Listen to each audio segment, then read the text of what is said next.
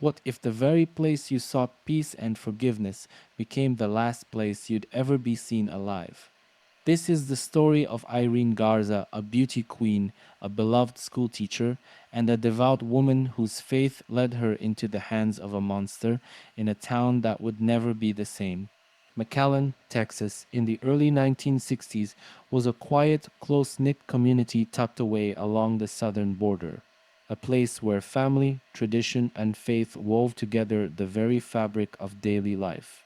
At its heart stood the Sacred Heart Catholic Church, a sanctuary where generations had come seeking guidance, forgiveness, and comfort.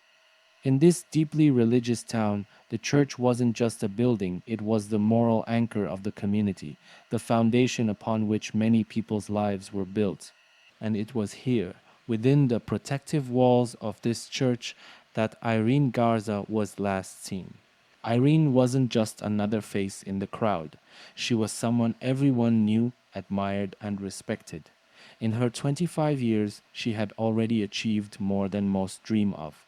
A former beauty queen crowned Miss All South Texas sweetheart, Irene's grace and beauty were matched only by her intelligence and deep sense of compassion. She wasn't content to just sit on her laurels. Irene had dedicated her life to teaching and was a beloved figure at the local elementary school, where she inspired and nurtured her young students. But Irene's devotion extended beyond the classroom. She was a woman of profound faith, often turning to her religion for strength and guidance. Her involvement in the church was more than just a Sunday obligation, it was a cornerstone of who she was. Whether it was volunteering at parish events or attending confession, Irene's life was a reflection of her Catholic values. It was on the evening of April 16, 1960, the night before Easter, that Irene Garza left her home, dressed in her finest, to attend confession at Sacred Heart Catholic Church. It was a tradition she never missed a moment to cleanse her soul before the most sacred day of the Christian calendar. But that night, something went terribly wrong. Irene never returned home. And soon the community that held so tightly to its faith would be shaken to its core by a tragedy they couldn't comprehend. Days passed, and with every hour that Irene Garza remained missing, the tension in McAllen grew unbearable. Her family, once so full of hope that she might walk back through the door, began to feel the weight of dread settling in. They searched everywhere, first calmly, then desperately. Neighbors and friends, once filled with reassuring words, now exchanged worried glances behind closed doors. The streets that Irene had once walked with grace and a bright smile became battlegrounds for those looking for answers, but finding only questions. The town itself seemed to hold its breath. Whispers spread, some said she might have gone away for a while, maybe to clear her mind before Easter. But those who knew her well rejected this immediately. Irene was not the type to just disappear. As each day bled into the next, the feeling of unease began to transform into something much darker, more sinister. It was 5 days later when the news broke that would shatter the fragile hope the town had held onto. Irene Garza's body was found floating in a canal, her lifeless form hidden beneath the murky waters. The shock reverberated throughout McAllen. This wasn't just a death. This was a murder.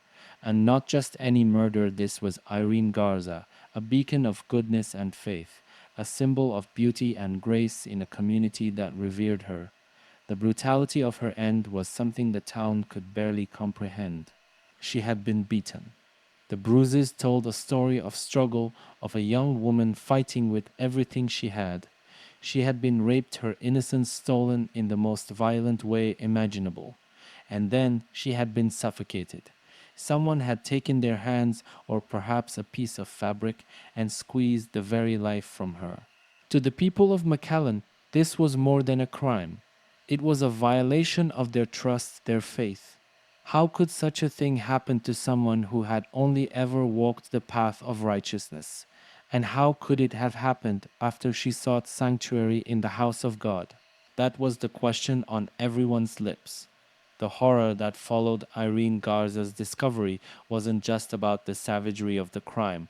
It was about where she had been before it happened. The last place anyone had seen her alive was inside a church. A place that was supposed to be sacred had now become tainted by violence. The weight of it all was too much to bear, and as Irene's family grieved, the town was left grappling with the unthinkable. Someone had desecrated their community, and worse, they had done it to one of their most beloved daughters. As McAllen struggled to come to terms with Irene Garza's murder, a dark shadow began to loom over one man in particular, Father John Fate. He wasn't just any priest. He was the man who had heard Irene's last confession, the last person known to have seen her alive. In a town where the church was sacred, the idea that one of its own could be involved in such a heinous act seemed unthinkable. But soon whispers began to spread, and those whispers turned into suspicions that would not be silenced. Father Fate had been an integral figure in Sacred Heart Catholic Church, guiding the faithful and hearing their confessions. On the surface, he appeared to be a man of God, offering spiritual counsel to those in need. But as investigators began to dig deeper, it became clear that there was more to Father Fate than his priestly collar. He had a history. Earlier that same year, Fate had been accused of attempting to assault another young woman, this time at a different church in nearby Edinburgh. The young woman, a college student, had been attacked during confession, bound and gagged, but miraculously she managed to escape. The case was quietly settled out of court and no charges were filed. The church's influence loomed large and whispers of the incident were quickly hushed. After all, who would dare challenge the reputation of a priest? But now, with Irene Garza's murder, the unsettling similarities between the two incidents couldn't be ignored. The attack in Edinburgh painted a disturbing picture of a man who may have used his position of authority to prey on vulnerable women seeking spiritual guidance. As the investigation unfolded, Father Fate's inconsistencies began to raise red flags. At first, he denied having seen Irene at all, but soon, under pressure from detectives, he admitted to being the last person to interact with her. According to Fate, Irene had come to him for confession, and after that, he claimed she simply left the church. But nothing about his story added up. More damning evidence began to surface. A flashlight found abandoned near the canal where Irene's body was discovered was traced back to Fate. It was a small detail, but one that felt impossible to ignore. Yet, despite this, Fate remained a free man. There was no hard, physical evidence tying him directly to the crime. His connection to the church, along with its power and influence, seemed to create a protective barrier around him. Investigators struggled to make the charges stick. Some said it was the lack of forensic proof. Others believed it was the church itself that had shielded Father Fate from justice. Whatever the reason, the case hit a wall. Father Fate, though deeply suspect, walked away without being charged. But as Irene's family mourned and the town grew more anxious, there was a nagging, undeniable sense that the man who had stood at the pulpit was hiding a much darker truth, one that would haunt the town of McAllen for decades to come. In the wake of Irene Garza's murder, what followed was not justice, but silence, a silence that stretched on for decades, becoming almost as unbearable as the crime itself. For Irene's family, the grief was compounded by the lack of answers. They had lost not only their daughter, sister, and friend, but they had also lost their faith in a system that was supposed to protect the innocent. The Garza family had to carry the weight of knowing that their beloved Irene's killer was still out there, free, with nothing but lingering suspicions surrounding him. Year after year, they waited for a breakthrough, but none came. The town of McAllen moved on, at least on the surface. But for those who had known Irene, for those who had watched her grow from a sweet, smiling girl into a respected and admired woman, her murder was a wound that never truly healed. Irene had represented the best of McAllen, a symbol of hope and beauty, and her brutal end left a scar on the community that time did little to mend. Investigators, for their part, faced a mountain of challenges. The crime had been brutal, but there was little physical evidence to go on. In an era before modern forensic technology, they had only their instincts and circumstantial clues, none of which were enough to make an arrest. And then there was the shadow of the church, a powerful institution that, for many, stood above reproach. For years, there were rumors of interference, whispers that the Catholic Church had quietly exerted its influence to shield Father John Fate from the law. Fate had been transferred out of McAllen not long after Irene's death, moving from parish to parish, eventually leaving the priesthood altogether. To some, it seemed like a quiet admission of guilt. Why move a man away if he had nothing to hide? But with no hard evidence and a powerful institution potentially working behind the scenes, the case grew colder with each passing year. The investigators who had once worked tirelessly to bring Irene's killer to justice eventually retired, and new generations of law enforcement inherited a case that had become little more than a haunting memory. In McAllen, Irene's murder became the town's unspeakable tragedy, a story whispered in hushed tones but rarely discussed openly. The media moved on, and so did most of the public, leaving Irene's family alone in their pursuit of justice. For them, the wound remained fresh year after year, as they watched the man they believed responsible live out his life, unpunished and unrepentant. It wasn't just the Garza family who suffered during these years of silence. For the community, especially those who had been close to Irene, the unsolved murder became a symbol of something darker, an unsettling reminder that justice, when obstructed by powerful forces, can sometimes seem unreachable.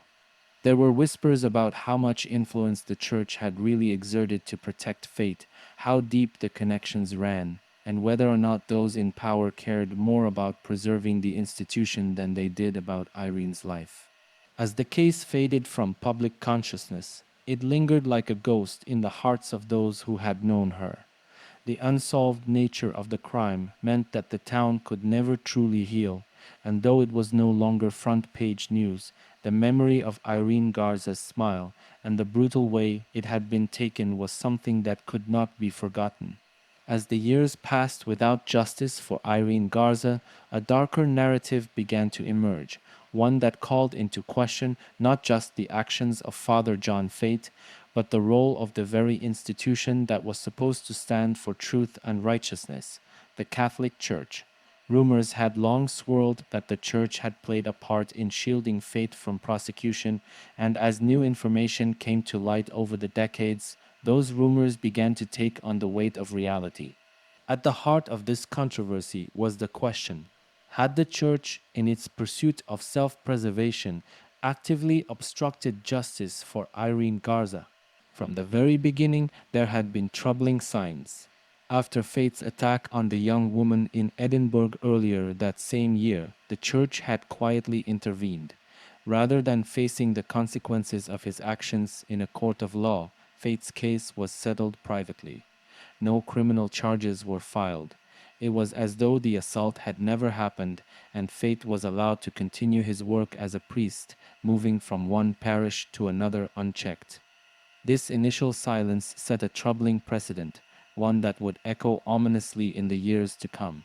When Irene Garza was murdered and suspicion fell on Father Fate once again, the church's response followed a familiar pattern.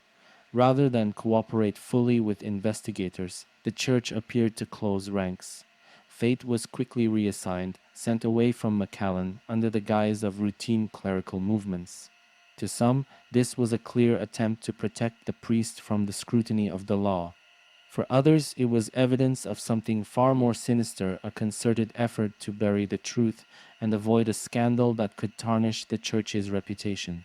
At the time, the church held immense power, both spiritually and socially, particularly in deeply religious communities like McAllen.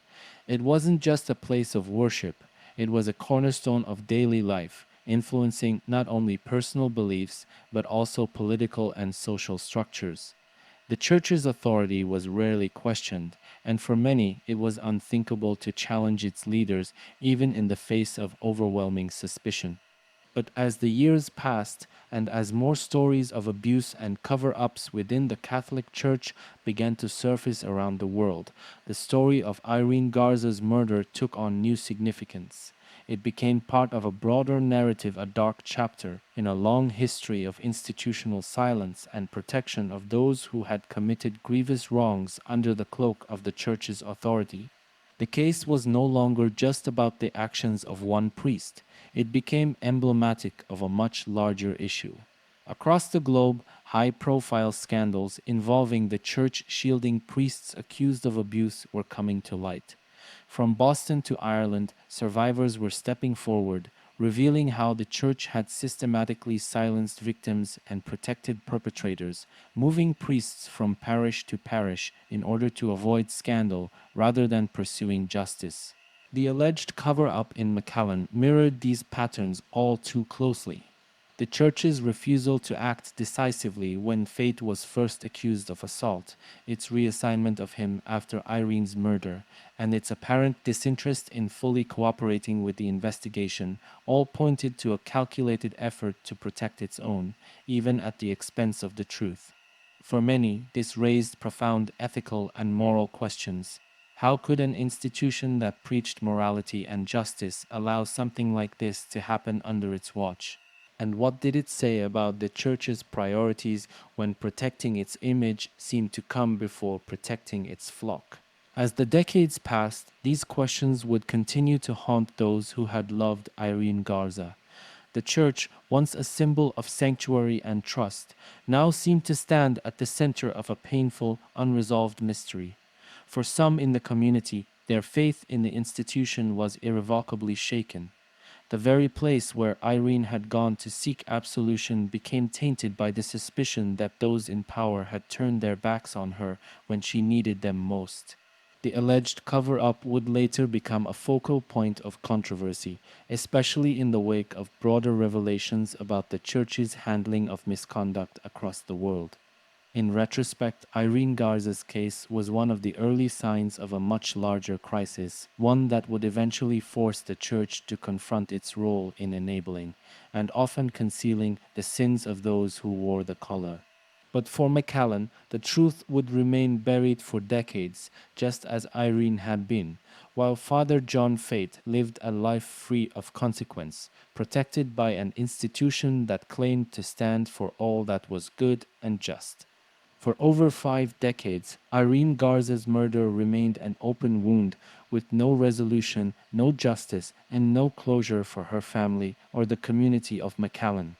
Father John Fate, long suspected but never charged, had quietly built a life far from Texas, living as a layman, his days of priesthood behind him. The case had gone cold, seemingly destined to remain a haunting mystery. But then, in 2016, something extraordinary happened. The cold case was reopened, and with it came a new wave of hope that justice might finally be served. The breakthrough that the Garza family had prayed for all those years began when witnesses, long silenced by fear or loyalty, started to come forward. Among them were key individuals who revealed chilling details that Father Fate had confessed to them in private years earlier. These testimonies were damning. They painted the picture of a man who, even decades after the crime, carried the weight of his guilt, but had been shielded by time, distance, and the church's silence. One of the pivotal figures in this reopening was Dale Tashany, a former monk who had known Fate during his time in a monastery after leaving the priesthood. Tashany revealed that during private conversations, Fate had admitted to killing a young woman in Texas. Fate had described how he had killed Irene after hearing her confession and how the act had haunted him. This testimony was monumental, as it directly tied Fate to the crime and pierced through the cloud of doubt that had allowed him to live freely for decades. But it wasn't just testimony that reignited the case. Modern investigative techniques, though still limited by the evidence from 1960, played a crucial role. The forensic technologies that had not been available during the original investigation allowed authorities to re-examine old evidence with fresh eyes. Additionally, persistent cold case investigators, driven by a sense of justice long denied, began to uncover new leads. These efforts, combined with the courageous testimonies of those who had kept fate's secrets for so long, created a perfect storm for reopening the case. The decision to arrest Fate in 2016 sent shockwaves through McAllen. The arrest itself was surreal. Fate, now a frail man in his 80s, had spent years living a quiet, unassuming life in Arizona. He had married, raised children, and become part of his local community. But the sins of his past had finally caught up with him. The reopening of the case stirred deep emotions in McAllen, especially for those who had known Irene or had been close to her family. For them, it was as though a ghost had returned to the town, bringing with it the painful memories they had tried to bury. The arrest also reignited the town's faith in the pursuit of justice, even if delayed. The fact that someone could be held accountable for such a horrific crime after so many years offered a glimmer of hope, not just to the Garza family, but to communities everywhere who had lost loved ones to unsolved crimes. For Irene's family, the reopening of the case was bittersweet. Decades had passed, and many of the people who had known and loved Irene were no longer alive to see this moment. But those who remained were determined to see the case through to its conclusion. The reopening represented a chance for long overdue justice, a chance to honor Irene's memory by finally holding her killer accountable. John Fate's arrest, while long delayed, marked a pivotal moment in the case, a moment when the town of McAllen, after decades of silence, could once again confront the tragedy that had changed it forever.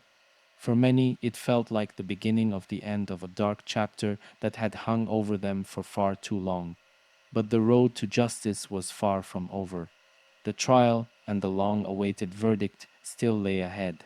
The year 2017 marked 57 long years since Irene Garza's life was cruelly taken, and after decades of waiting, the day finally came when her family would face the man long suspected of her murder in court. The trial of John Fate became a national event, drawing intense media attention as the public watched to see whether justice would at last be served. For those who had followed the case for years, it was a moment of reckoning, a chance to finally confront the darkness that had hovered over McAllen, Texas, for more than half a century. Inside the courtroom, the emotional weight was palpable. Irene's family, many of whom had grown old waiting for this day, sat in the gallery, their faces a mix of grief and quiet determination. For them, the trial was more than a legal proceeding. It was the culmination of decades of pain, unanswered questions, and the unshakable belief that Irene's story deserved justice. The prosecution's case was built on the testimonies of key witnesses who had kept Fate's dark secret for far too long. One of the most crucial witnesses was Dale Tashani, the former monk who had testified about Fate's confession to him years earlier. Tashani took the stand and recounted how Fate had told him in chilling detail about killing a young woman in Texas. This confession had been one of the key pieces of evidence that reopened the case, and now it played a central role in the prosecution's strategy. Other witnesses, too, came forward, some of whom had been involved in the original investigation. They described how Fate had been the prime suspect from the very beginning, his inconsistent statements, his suspicious behavior, and the flashlight found near Irene's body that had been traced back to him. Though the physical evidence was limited, these testimonies painted a damning picture of a man who had evaded justice for decades.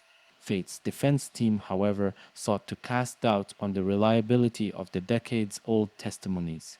They argued that the passage of time had blurred memories and that the case was built on circumstantial evidence rather than hard proof. Fate, now an elderly man in his 80s, appeared frail in court, which only added complexity to the defense's argument. They painted him as a man who had lived a quiet, peaceful life in the years since Irene's murder, attempting to distance him from the monstrous act he was accused of committing. But the prosecution remained steadfast. The weight of the testimonies, combined with the circumstantial evidence, was undeniable. They reminded the jury that this was not just a case of faded memories, but a case of deliberate cover up, pointing to the pattern of behavior fate had displayed, beginning with the earlier assault in Edinburgh. The media followed every moment of the trial closely. Headlines blared across the nation, drawing attention not only to the specifics of the case, but also to the larger issue of justice delayed. The trial tapped into the broader conversation about how institutions like the Catholic Church had, for decades, silenced victims and shielded perpetrators from accountability. The case of Irene Garza was a stark reminder of how far reaching that silence could be, and how, even after 57 years, the truth could no longer be buried. For Irene's family, the trial was a grueling experience. As they listened to the details of her murder, the pain of losing her resurfaced, as raw as it had been all those years ago. But there was also a sense of resolve. This was the moment they had been waiting for. For so long, it had seemed as though Irene's killer would never be held accountable, that the system had failed them. But now, in this courtroom, there was hope that justice might finally prevail. After weeks of testimony and emotional arguments from both sides, the case was handed over to the jury. The deliberation felt endless to those in the courtroom, especially for Irene's family, who had already endured more than half a century of waiting. Finally, after years of doubt and delay, the jury returned with its verdict. John Fate was found guilty of the murder of Irene Garza. The relief in the courtroom was palpable. Irene's family, many of whom had feared they might never see this day, could finally begin to feel the weight of their decades-long burden lift. Fate, once a man protected by his position and by time, was now a convicted murderer. The sentence brought closure not only to the Garza family, but to a town that had lived in the shadow of this unsolved crime for so many years. For the Garza family, it wasn't the end of the pain. They would never get Irene back. But the guilty verdict was a long overdue acknowledgement of her life and of the horror that had been inflicted upon her. Justice, though delayed, had finally been served. And for the people of McAllen, the verdict was a reminder that, no matter how long it takes, the truth has a way of coming to light, and justice, no matter how slow, can still be found. The murder of Irene Garza was not just a singular act of violence. It was, in many ways, an act of profound betrayal. It wasn't only the brutal end of a young woman's life, but also the betrayal of a community's faith in one of its most revered institutions, the Catholic Church. For Irene, a devout believer who sought peace and absolution within the walls of her church, her murder at the hands of a priest struck at the very heart of what that sanctuary was supposed to represent. This betrayal was deeply personal to her family, but its effects rippled far beyond her loved ones, affecting an entire town. McAllen, Texas, was a town built on trust in its neighbors, in its community leaders, and most importantly, in the church. Sacred Heart Catholic Church wasn't just a religious institution, it was the moral compass for many families, a place where people sought comfort, guidance, and forgiveness. But when Irene's body was pulled from the canal, and the suspicion settled on Father John Fate, that trust began to erode. The institution that had been expected to provide moral clarity and protection had instead harbored a man who violated its most sacred principles. For many in McAllen, this betrayal was as devastating as the crime itself. The broader theme of betrayal extends not just to Irene's murder, but to how the community's trust was exploited and manipulated. Fate's crimes and the church's efforts to protect him highlighted the devastating consequences of placing blind faith in authority figures, especially those within institutions meant to serve the vulnerable.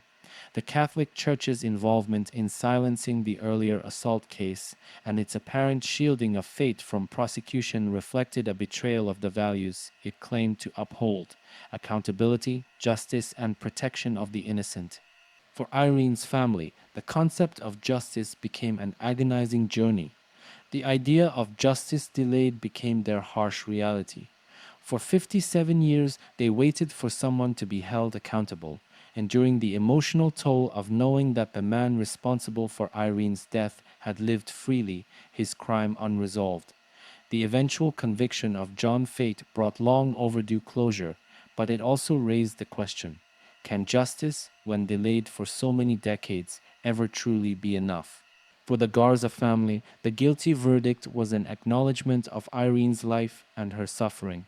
It was a symbolic victory, affirming that the system had not completely forgotten her.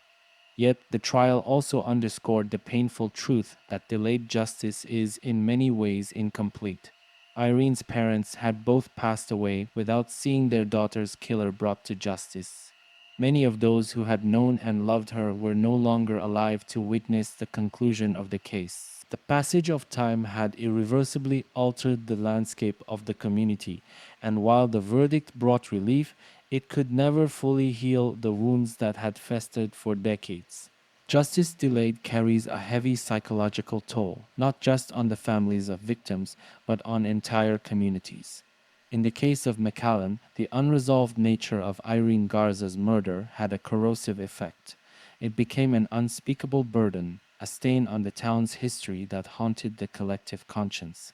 Unsolved crimes, especially those involving figures of authority, erode trust in institutions and create a lingering sense of fear and disillusionment. For McAllen, the shadow of Irene's unsolved murder loomed large, casting doubt on the integrity of the systems meant to protect them. The social impact of the case was undeniable. The trust that had once been placed in the church, in law enforcement, and in the justice system was severely compromised.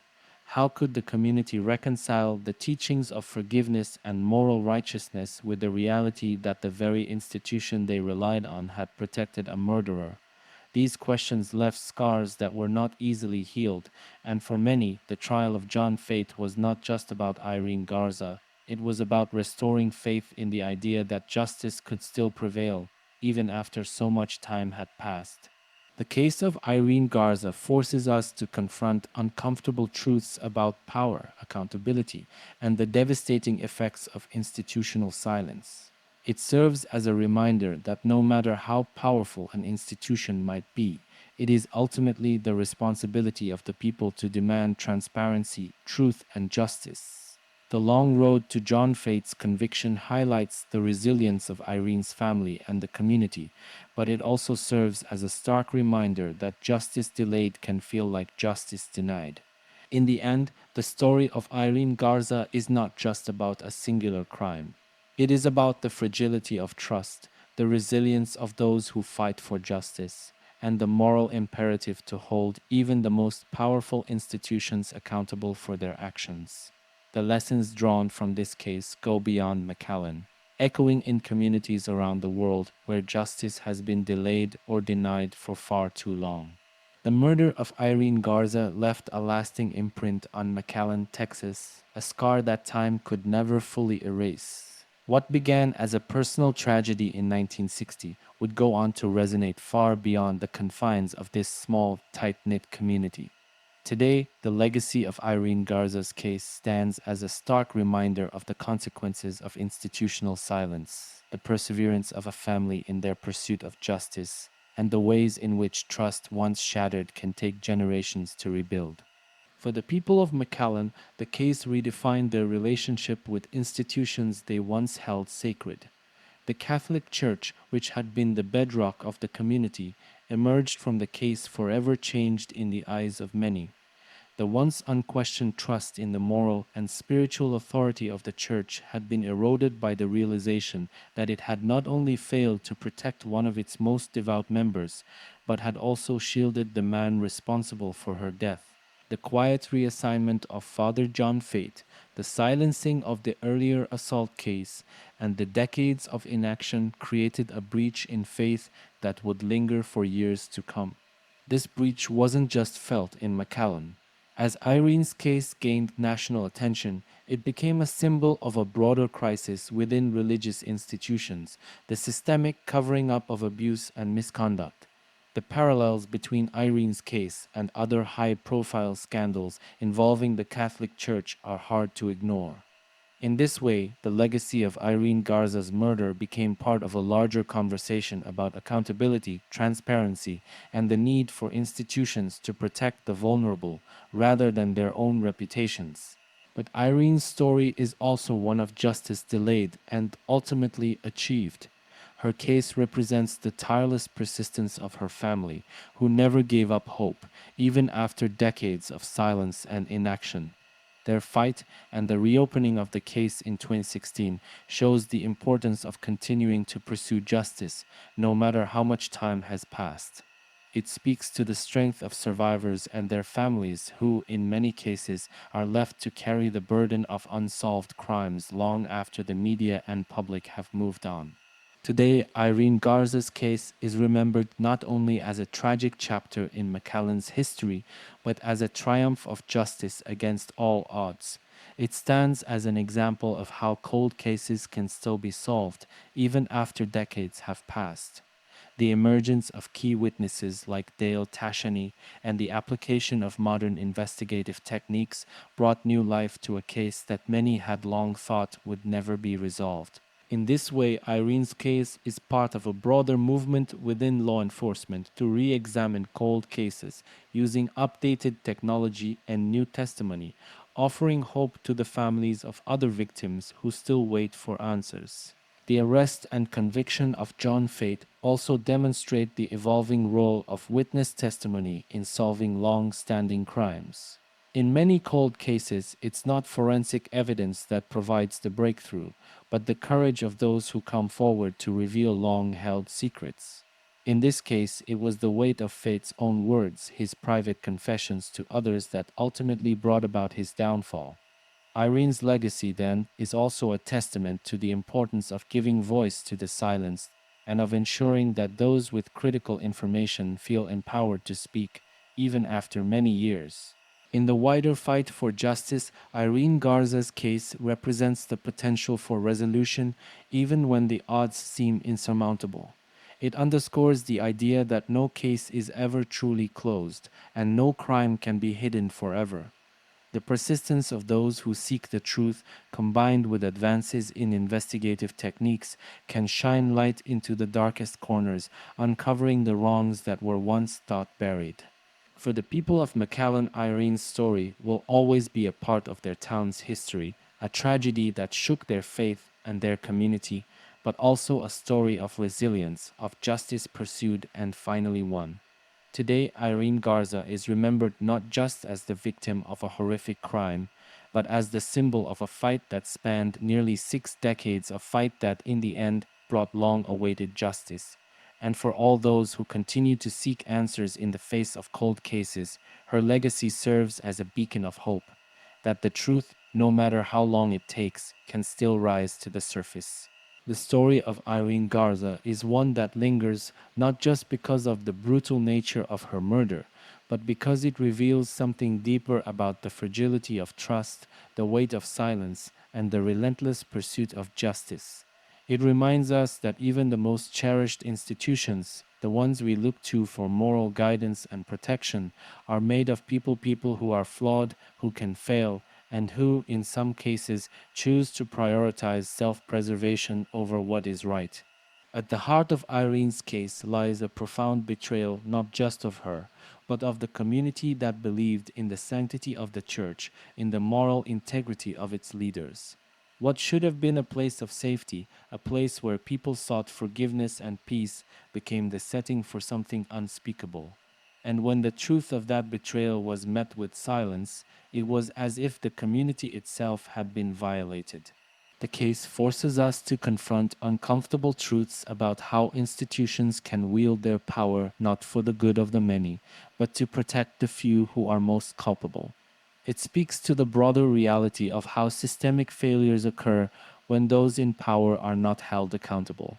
The decades-long cover-up that shielded Father John Fate wasn't just a failure of law enforcement. It was a failure of conscience. And in that failure, we see a reflection of how easily justice can be delayed or denied when those in authority are more concerned with maintaining appearances than with truth. But Irene's story also offers a counterbalance to this darkness, the power of persistence, the strength of a family that refused to let her memory fade, and the eventual triumph of justice, even if it was painfully slow. It tells us something important about human nature, that, despite the odds, there are people who will continue to fight for what's right, even when it seems hopeless. Irene's family carried the weight of her loss for 57 years, pushing for answers and accountability, and in the end, their perseverance paid off. Justice was finally served, but not without a steep emotional cost. And yet, Irene's case raises one final, lingering question. Is justice delayed truly justice at all? Can a conviction, coming so many years after the fact, ever fully account for the loss, the suffering, and the decades of waiting? For Irene's family, the guilty verdict brought closure, but it could never bring Irene back. It could never restore the innocence lost or the trust shattered. This is the tragic lesson of her story, that sometimes justice, even when it arrives, can feel incomplete. It serves to remind us that justice delayed is never ideal. It is a consolation, but it will never truly heal the wounds left by betrayal and loss. As we reflect on Irene Garza's life and the long road to her eventual justice, we are left with a sense of both triumph and sadness. Her story forces us to confront the failures of the systems we rely on, but it also gives us hope in the resilience of those who refuse to give up the fight. In the end, it is not just a story of a crime, but a testament to the enduring human spirit and the moral imperative to seek the truth, no matter how deeply it has been buried. As you think back on Irene's story, ask yourself, how many other stories like hers remain unresolved, hidden in the shadows? And what can we, as a society, do to ensure that justice is not something that arrives too late, but something that is pursued with urgency before it becomes another cold case waiting to be solved? The lesson of Irene Garza is clear: truth and justice may be slow, but they are always worth fighting for.